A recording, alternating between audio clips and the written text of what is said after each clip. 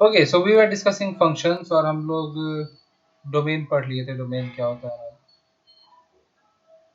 Now today will discuss few functions जो हम लोग जिस टाइप का फंक्शन लोग पहले डिस्कस शायद नहीं किए हो या नहीं जानते हम लोग, तो थोड़ा अलग तरह का फंक्शन। ठीक है। Okay, so first of them being greatest integer function, will discuss only few of them, बाकी सब हम लोग पहले से जानते हैं इसे। तो greatest integer function, I think ये भी मैंने इनइक्वालिटी या ग्राफ कहीं ना कहीं डिस्कस किया है, बट स्टिल बता देता हूँ। इसको हम लोग रिप्रेजेंट ऐसे करते हैं, मतलब कि F of X equals to, अगर ये है तो इसको बोलते हैं। तो ये ग्रेटेस्ट इंटीजर फंक्शन होता क्या है, एक्चुअली इसका मीनिंग है कि the greatest integer less than और equals to this number x, greatest integer less than और equals to this value x. मतलब कि अगर हम बॉक्स के अंदर 2 बैठा है तो सबसे बड़ा इंटीजर जो 2 के इक्वल या 2 से कम हो क्या होगा, 2 ही होगा। लेकिन अगर हम बॉक्स के अंदर 2.1 बैठा है तो अब देखो 2.1 is not an integer, 2.1 is not an integer. तो जो सबसे बड़ा नंबर जो 2.1 के इक्वल या उससे कम हो वो क्या होगा, वो 2 होगा। It will not no more be 2.1। ठीक है। So now be it 2.9 also, then also the answer is 2 only. तो ये भी मत मिसअंडरस्टूड कर लेना कि राउंड ऑफ कर रहा है, नहीं, वैसा कुछ नहीं हो रहा भाई। ग्रेटेस्ट इंटीजर लेस देन और इक्वल्स टू एक्स, इसका मीनिंग सिंपली यही होता है। ठीक है। मान लो बॉक्स के अंदर √5 है, क्या हो जाएगा, √5 का वैल्यू क्या होता है, 2.236 कुछ ऐसा होता है ना, something. So answer will be 2 only. से बॉक्स के अंदर √7 है, तो √7 भी 2 पॉइंट समथिंग ही होता है क्या, हाँ तब भी 2 ही होगा आंसर। √11 है, now the answer will be 3 because √11 is 3 point something, ऐसा कुछ होता है, तो आंसर will be 3। ठीक है। बॉक्स के -2.6, now tell me what is the answer, -2.6, again it is not an integer। Okay, so the answer will be integer nearest to it, I mean largest integer which is less than or equal to this। तो less than क्या होगा, इससे -3 होगा, अब की बार -2 नहीं होगा।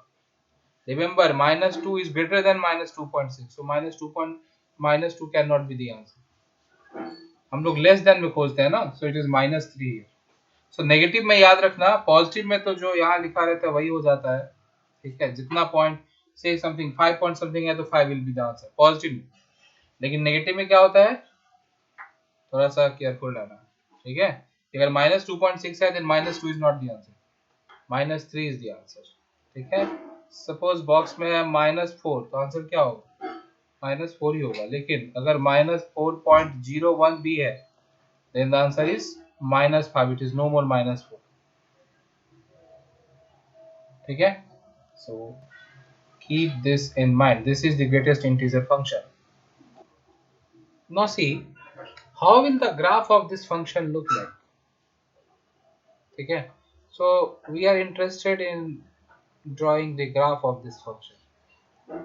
तो देखो, when x is 0 the answer is 0 because box function of 0 will be 0।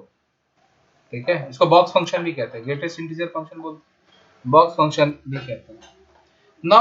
देखो 0 के बाद कुछ भी value like 0.1, still the answer is 0 only. 0.2, still the answer is 0 only. ठीक है। Till 0.9999 the answer is 0 only. It will only change at 1, जब 1 होगा तब आंसर 1 हो जाएगा। सो देखो, if this is 1, this is 1, then what will happen is 1 2 3 4 5, से points mark कर लेते हैं। तो देखो 0 पॉइंट कुछ भी के लिए आंसर 0 ही है। So let me draw it with red colour, then you will understand. देखो ये 0 विल कंटिन्यू कंटिन्यू कंटिन्यू, कुछ भी वैल्यू x का वैल्यू कुछ भी हो रहा, आंसर इज 0 0 0 0 टिल 1, मतलब एग्जैक्टली 1 पे answer is not 0। When the value of x is 1, then the answer is not 0, then the answer will be 1। So when x is 1, then this graph will go to 1। ये 1 है मान लेते हैं, this graph will go to 1, फिर 2 तक वही बात, लेकिन एग्जैक्टली 2 पे नहीं, इसलिए हम लोग ऐसे ड्रॉ कर रहे हैं कि 2 से पहले तक तो इसका वैल्यू वैसे जाएगा, पर एग्जैक्टली 2 पे नहीं, 2 पे फिर क्या हो जाएगा, 2 पे इसका वैल्यू 2 हो जाएगा, व्हेन x इज 2 तो box function of 2 will also be 2 only, ठीक है, फिर ऐसे, फिर 3 पे ब्लैंक, फिर आगे ऐसे कंटिन्यू होगा, and so on it will go on. Same goes for negative also, same goes for negative also.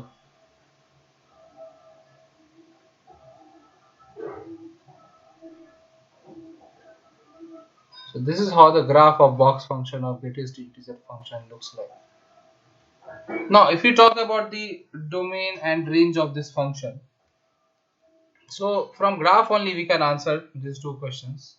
If we talk about domain, देखो क्या कहीं पे भी ऐसा है कि ग्राफ एग्जिस्ट नहीं कर रहा है, कोई भी पर्टिकुलर वैल्यू के लिए ग्राफ एग्जिस्ट नहीं कर रहा है, सोचो देखो ग्राफ को. Okay, so see, if you look at graph, we can say that this graph is discontinuous at every integer value. Like when x is 1, देखो ग्राफ डिसकंटिन्यू हो गया, मतलब कंटिन्यूअस नहीं है, ब्रेक हो जा रहा है, ग्राफ ब्रेक हो जा रहा है, 2 पे ब्रेक हुआ, 3 पे ब्रेक हुआ, हर इंटीजर वैल्यू पे ग्राफ ब्रेक हो रहा है, पर ऐसा नहीं है कि ग्राफ एग्जिस्ट नहीं कर रहा है, ग्राफ एग्जिस्ट कर रहा है, देखो 3 पे भी उसका वैल्यू एग्जिस्ट कर रहा है, ठीक है. सो हर इंटीजर पॉइंट पे भी वैल्यू एग्जिस्ट कर रहा है, हर जगह ग्राफ एग्जिस्ट कर रहा है, मतलब there is no such point जहां पे ग्राफ का वैल्यू एग्जिस्ट नहीं कर रहा है, इट इज एग्जिस्टिंग एवरीवेयर. सो इसका डोमेन क्या हो जाएगा, x belongs to R, real number. This it will be defined for all the values of x. You put any values of x inside the box and you will get some or the other value. You will get the answer. तो x belongs to R. अगर range का बात करें तो range क्या होता है, हम लोग लिखते हैं कि y का वैल्यू क्या क्या आ रहा है फॉर गिवन, मतलब ये जो डोमेन है इसके वैल्यूज को अगर हम x के जगह बैठाएं, मतलब फंक्शन ऐसा है, ठीक है, तो ये डोमेन को अगर हम बैठाएंगे तो उसके लिए y का वैल्यू क्या क्या आएगा, उन सबका कलेक्शन. सो देखो यहाँ पे रेंज जो आ रहा है वो क्या आ रहा है, खाली इंटीजर आ रहा है, पॉइंट में वैल्यूज नहीं आ रहे, ऑल द इंटीजर्स. सो यहाँ पे y बिलोंग्स टू I हो जाएगा, नॉट R, ओनली इंटीजर. इसका रेंज में क्या आ रहा है, इसके रेंज में कभी 1.1 कभी आंसर नहीं आ रहा है इसका, इट्स आंसर इज नेवर 1.1 और 1.2, ठीक है, it is only integer, so all the integers. So range क्या हो जाएगा, y belongs to I, that is its range, और डोमेन क्या है, x बिलोंग्स टू R, ठीक है, ध्यान रखना इस चीज को. Okay, this function is also known by some other names. अभी हम लोग कुछ उसमें से mention box function. It is also called step function. Why step function? Graph को देखो ना, ऐसे staircase जैसा steps बनना, तो step function ऐसा इसकी मतलब ऐसा ये लॉजिकली समझा दो, याद रहे, ऐसे कोई रीजन नहीं है. और इंटीग्रल पार्ट फंक्शन, क्योंकि इंटीग्रल पार्ट खाली मिल रहा है ना इससे कोई भी वैल्यू का, so that is why integral part function,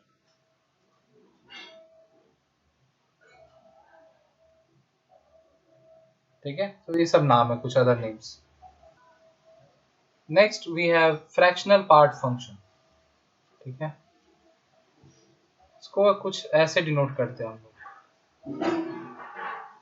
meaning क्या है, this is same as this, मतलब इसमें और इसमें कोई अंतर नहीं, दोनों एक बराबर,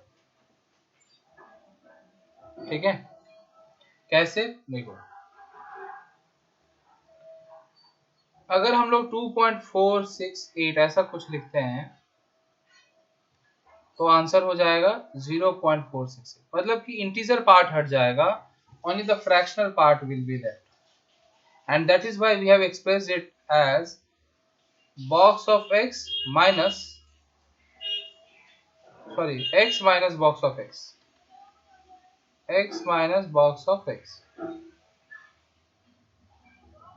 ठीक है. तो जैसे देखो, अगर हम लोग f of 4.231 फाइंड ऐसा कुछ कर रहे हैं, ठीक है, क्या आ जाएगा 4.231 माइनस बॉक्स ऑफ 4.231, तो क्या हो जाएगा देखो,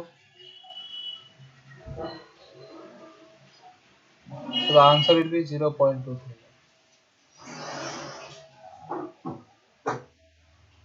ठीक है, so only the fractional part. अच्छा, now see what will happen in case of negative numbers. तो क्या हो जाएगा देखो, -2.21 minus box of -2.21, so -2.21 minus box of -2.21 क्या हो जाएगा, -3, so minus minus plus 3 हो गया. Now if you subtract it, you are going to get the answer as 0.79.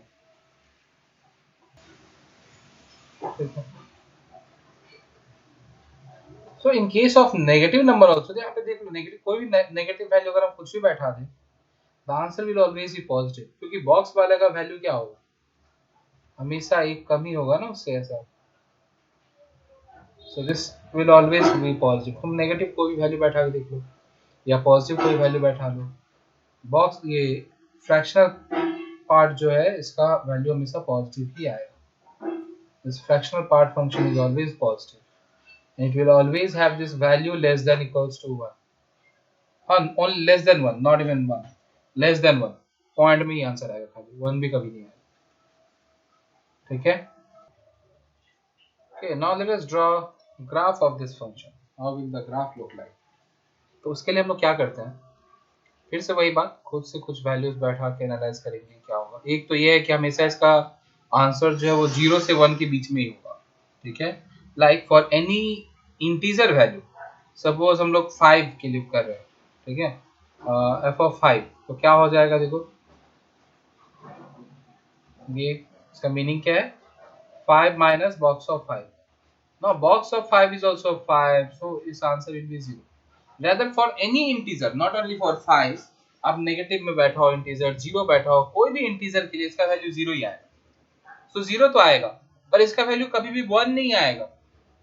ठीक है, क्योंकि अगर 1 आना रहेगा तो ऑब्वियस सा बात है वो नेक्स्ट इंटीजर के लिए चला जाएगा. मतलब कि अगर हम f ऑफ 5.9999 फाइंड करने जाएं, तो इसके लिए आंसर 0.9999 आएगा. ठीक है, पर जैसे ही हम f of 6 कर दें, then answer will again become 0. It will never become 1. The answer देखो एकदम close to 1 हो गया था ना, इसके बाद ये नहीं कि इससे जैसे बढ़ाए तो आंसर 1 हो जाएगा. No, the answer will become 0. So fractional part function का आंसर कभी 1 नहीं होगा. It will always vary from 0 to 1, 0 से 1 तक, लेकिन 1 इंक्लूडेड नहीं होगा, हमेशा यही रेंज आएगा इसका. ठीक है, for negative positive all the values. तो चलो हम लोग अब ग्राफ इसका ड्रॉ करते हैं कि ग्राफ कैसा होगा. तो देखो, 0 के पास एनालाइज करते हैं. सो 0 के लिए तो ऑब्वियस बात है, आंसर इज 0 ओनली. ठीक है, why did I erase it by mistake. ठीक है, तो 0 के लिए तो 0 ही आएगा, दैट इज फॉर श्योर. बस 0.1 के लिए 0.1 आएगा, 0.2 के लिए 0.2 आएगा, 0.3 आएगा, ऐसे देखो कुछ ऐसा आ रहा. जैसे ही 1 होगा 1, तब आंसर वापस से 0 आ जाएगा. Means the graph will be somewhat like this.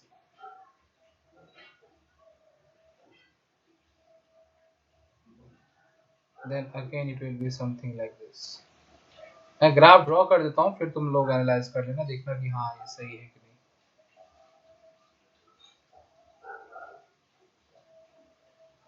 This is one.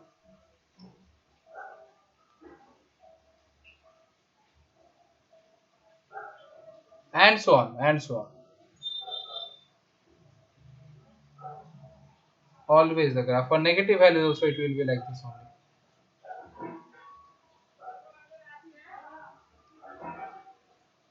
For negative values also it will be like this one.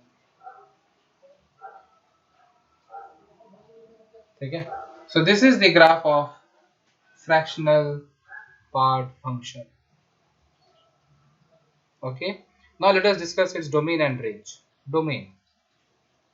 Again फिर से वही बात. From graph we can see that its value is existing for each and every value of x. हर जगह ही graph exist कर रहा है, कहीं ऐसा नहीं ग्राफ एग्जिस्ट नहीं कर रहा है. सो x belongs to R. तुम कोई वैल्यू बैठाओ, you will get the answer. But if we talk about range, अभी हम लोग बोले क्या हो जाएगा, 0 से 1 तक 1 will not be included, only 0 will be included, 1 will not be included. ठीक है, so this is the greatest नहीं, sorry, fractional part function. ठीक है,